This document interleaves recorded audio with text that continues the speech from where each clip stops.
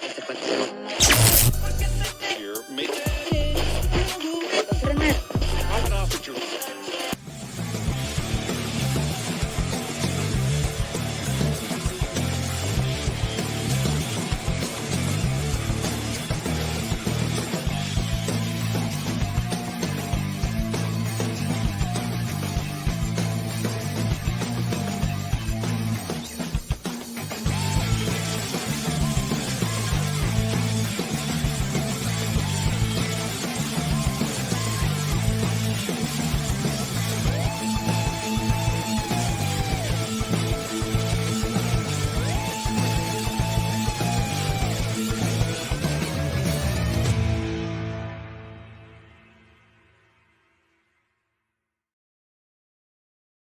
What's up? It's the Rook from Scoreboard Addicts podcast. I had to jump on. This is an emergency episode.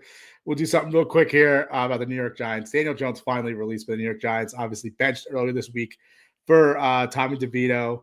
There was a lot of controversy this week regarding that. Drew Lock being overlooked. He said he was here to be the QB2. They went to Tommy DeVito as opposed to Drew Lock.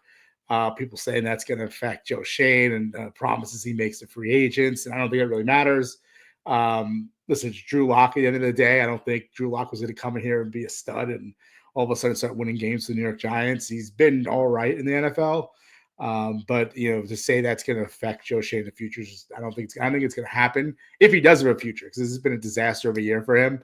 The only thing good Joe Shane has actually done is a lot of their draft picks in 2024, the rookies are actually performing. He found Tyrone Tracy Jr., but Phillips, the cornerback, he's been playing really well. But the big story today is that is Daniel Jones has been released by the New York Giants. He had a farewell kind of press conference yesterday, a little statement to the media. He took accountability for him not getting the job done, and that's fine.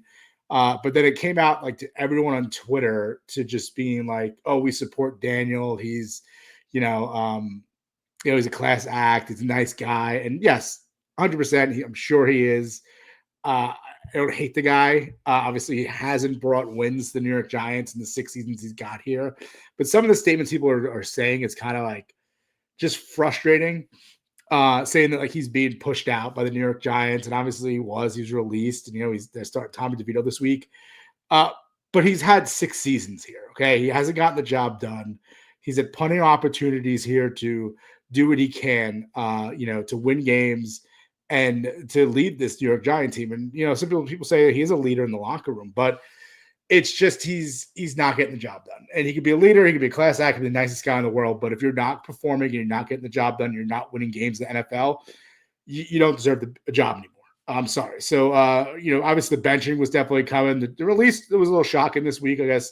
It said that this morning he came to John Mara and said, "Hey, I want to be released. Can you please release me?" And, John Mara, I think, has always had an affinity for Daniel Jones. I think it's the reason why he's still here.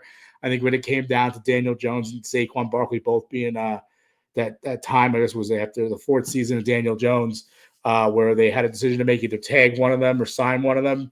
I was always a proponent for tagging Daniel Jones if you want to keep him here, or not give him a new contract, not extending him, and signing Saquon Barkley. I think Saquon Barkley should have been signed after that year, after they went to the playoffs. I think he was a huge part of that team, and I think it was a big mistake in not getting that done, and that's on Joe Shane. But I think John Mara really wanted Daniel Jones to be here, and that's the reason why he's still here. And I think John Mara, it should stop meddling in what his GM has to do. And I think Joe Shane is obviously going to take the brunt of this and the heat for it, but I feel like John Mara had a big part of that extension and that $40 million contract to Daniel Jones. I know obviously not all of it was guaranteed. It was about 20-something million was guaranteed of that $40 million per year.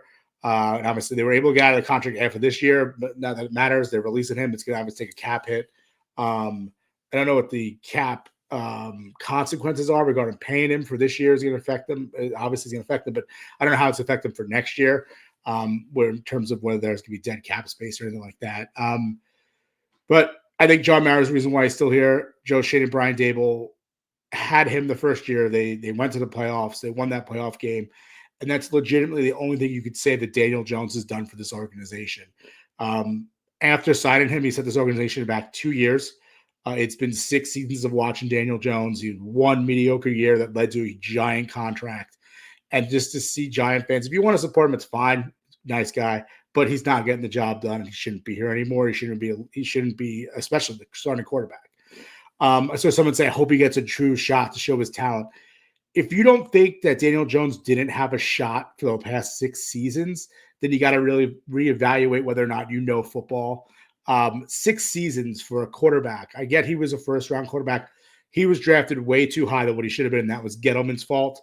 But you cannot say that he didn't get a shot here in New York. Absolutely not.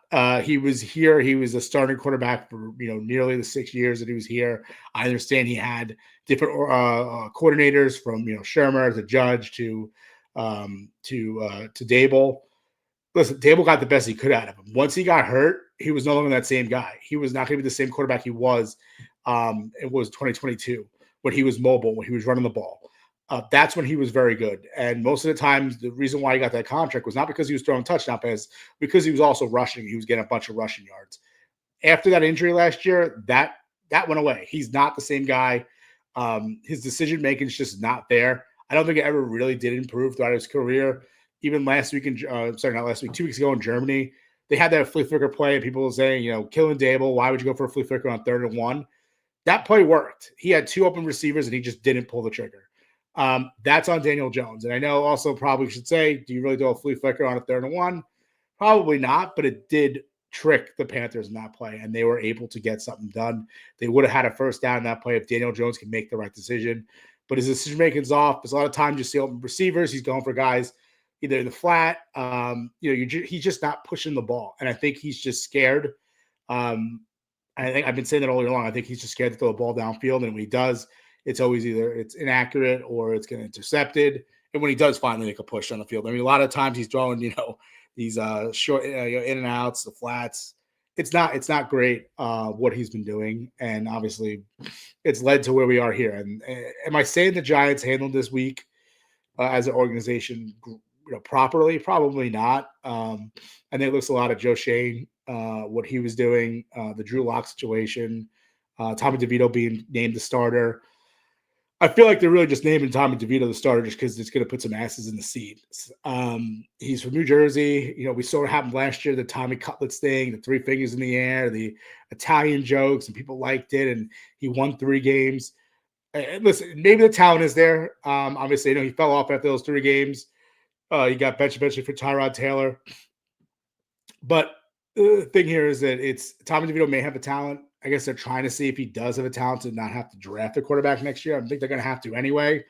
You can't just have Tommy DeVito be starting quarterback. I think that'd be negligence of an organization to do that. But it looks like what they're trying to do is trying to maybe lose some games, maybe not have Tommy DeVito. I hope that Tommy DeVito doesn't turn into the same thing as last year, because if he does, once again, the Giants are missing out on a draft pick. Missed out on Jaden Daniels this year. Because we won those 3 games with Tommy DeVito. But the issue is that Daniel Jones is starting a quarterback. He's getting paid. I know it's a $40 million contract, but he's not getting the full thing guaranteed. But the fact that Tommy DeVito was able to come in, move the ball, push the ball downfield, win 3 games. Obviously, I know the pressure on Tommy DeVito is not the same as Daniel Jones. Daniel Jones is a high first-round pick, not highly touted, but high expectations from after the draft. And Tommy DeVito's undrafted free agent. If we get something good out of him, we get something good out of him. There's not really a lot of pressure on him. He's fan favorite. People just like him. So I get that, it's easier to perform probably with that kind of expectations as opposed to what Daniel Jones had to deal with the last 6 years. But for anyone to be saying that this guy deserves to, still be a New York Giant, deserves a shot in the NFL, you're wrong. He's going to be a career backup the rest of his career. If he is signed by anybody else, people are already joking around that it'd be really fun if the Dallas Cowboys signed him just to play quarterback to back Dax out instead of Cooper Rush or Trey Lance. Signed Daniel Jones to have him play against the Giants on Thanksgiving, and I guess that'd be fun. It'd be funny if it did happen, but I just don't think. I think Giant fans right now are currently having this weird reminiscing of how good Daniel Jones has been for this organization. It's just not. It's not. It didn't happen. we've all been frustrated for the last 6 years, except obviously that one playoff year with the Dable's first year, 2022. We've all been very frustrated watching this team, and it's most of it is the quarterback play. I know you can't blame. It's a team sport. Football is one of the most team sports. Obviously, there's a defense and offense, but if you're not moving the ball and you're not making the right decision making at the quarterback position, it affects your team. And I think Daniel Jones has been a product of that. For these Giants losing, for 5 of the last 6 years, and I think it's frustrating that as a Giant fan, you had to watch 6 years of Daniel Jones. Well, it's over now. We're here to move forward. Tommy DeVito coming back. Listen, if they lose out and they try to get a high draft pick, that'd be great. But we don't know what's going to happen with Tommy DeVito. But Daniel Jones, good riddance. I'm sorry. I'm not one of those Giant fans going to start reminiscing about how good you were with the New York Giants. Class act is fine, but class act isn't winning football games. And that's what the New York Giants need to do. So that's my thoughts on it. I was talking to the guys earlier about they probably feel pretty much the same way as I do. He needed to be gone. But it is what it is. Goodbye. So long. The little hands back here are waving to you. Hopefully there's some bright times ahead for New York Giants football. That's my hope. But only time will tell. And I think it's going to be what happens in the offseason, whether or not they stick with Dable, whether or not they stay with Shane.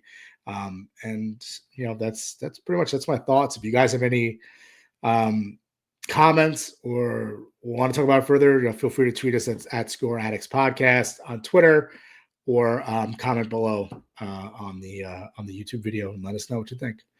Peace, guys. Until next time.